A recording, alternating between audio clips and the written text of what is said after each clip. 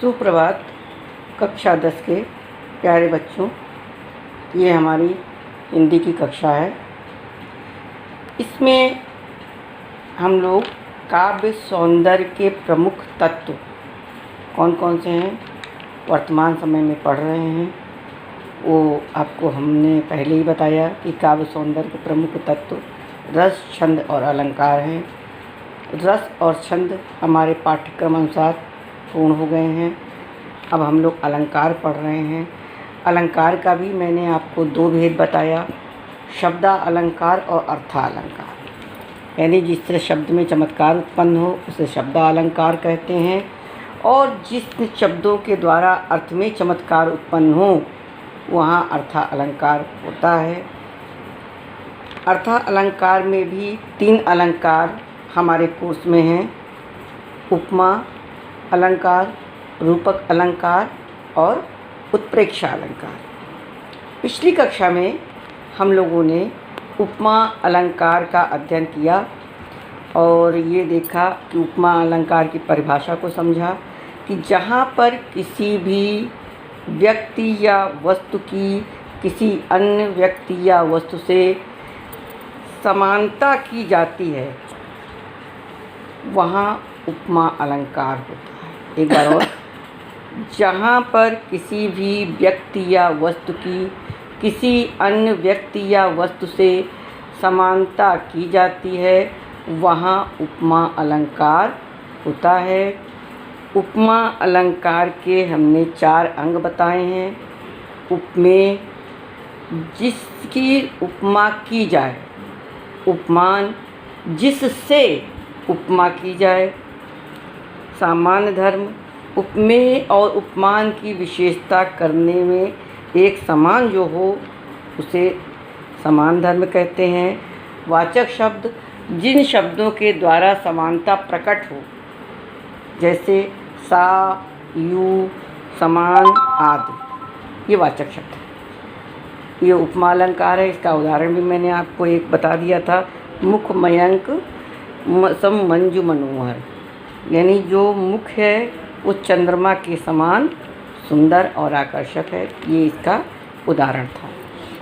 आज हम लोग रूपक अलंकार, इसी क्रम में रूपक अलंकार की परिभाषा पढ़ेंगे। ये भी अर्था अलंकार का एक अलंकार है और इसमें भी उपमा की तरह ही कुछ शब्द आते हैं, लेकिन इससे भिन्न है। रूपक अलंकार, जहाँ उपमेय पर उपमान का, फिर से सुन लीजिए, जहाँ उपमेय पर उपमान का भेद रहित आरोप होता है, यानी कोई भिन्नता नहीं होती, अर्थात जहाँ उपमेय और उपमान में कोई भिन्नता नहीं होती है वहाँ पर या भिन्नता प्रदर्शित नहीं की जाती है, वहाँ पर रूपक अलंकार होता है। एक बार इसको और हम परिभाषा दोहराएंगे बच्चों, इसको बहुत ध्यान से सुनिए। जहाँ पर उपमेय पर उपमान का भेद रहित आरोप होता है, अर्थात जहाँ उपमेय और उपमान में कोई भी भिन्नता प्रदर्शित नहीं होती वहाँ रूपक अलंकार होता है। इसका एक उदाहरण भी हम आपको बता रहे हैं, चरण कमल बंदो हरि राही।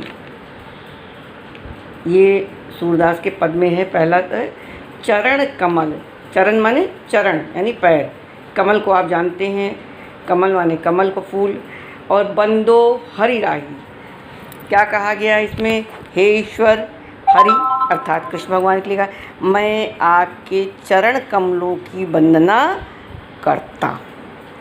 इसमें कोई आरोप भेद रहित नहीं है, यानी चरण ही कमल है, कमल के समान ही चरण है।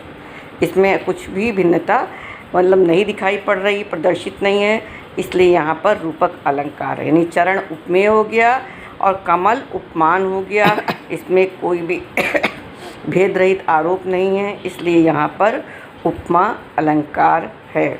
इसमें हम आपको 2 और अलंकार दो और उदाहरण बता रहे हैं इस अलंकार का, उसको आप लोग देखिए, समझिए और इसके बारे में लिखना है स्पष्टीकरण इसका, कि इसमें उपमेय कौन सा है और उपमान कौन सा है। उसके बाद जैसे हमने स्पष्टीकरण लिखा उसको आप लोग लिख करके भेजिएगा। मुनिपद बंदी दो भ्राता, मुनिपद बंदी दो भ्राता। दो भ्राता कौन हो गए? राम और लक्ष्मण।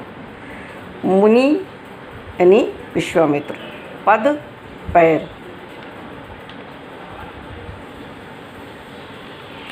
ये है मुनिपद कमल बंदी दो भ्राता। बच्चों इसमें कमल शब्द छूट गया है। मुनिपद कमल बंद दो भ्राता, तो क्या है? मुनि के चरण कमलों की दोनों भाई वंदना कर रहे हैं। कौन? राम और लक्ष्मण। दूसरा है भज मन चरण कमल अविनाशी।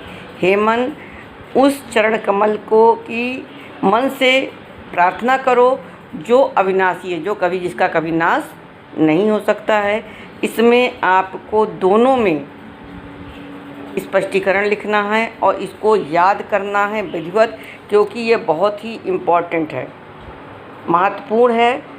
और ये बिल्कुल समझिए, पेपर आउट समझिए, एक रक्षण अलंकार में कोई ना कोई आना ही है, इसलिए इसको रट लीजिए बच्चों, कॉपी में लिखिए और याद करिए। धन्यवाद।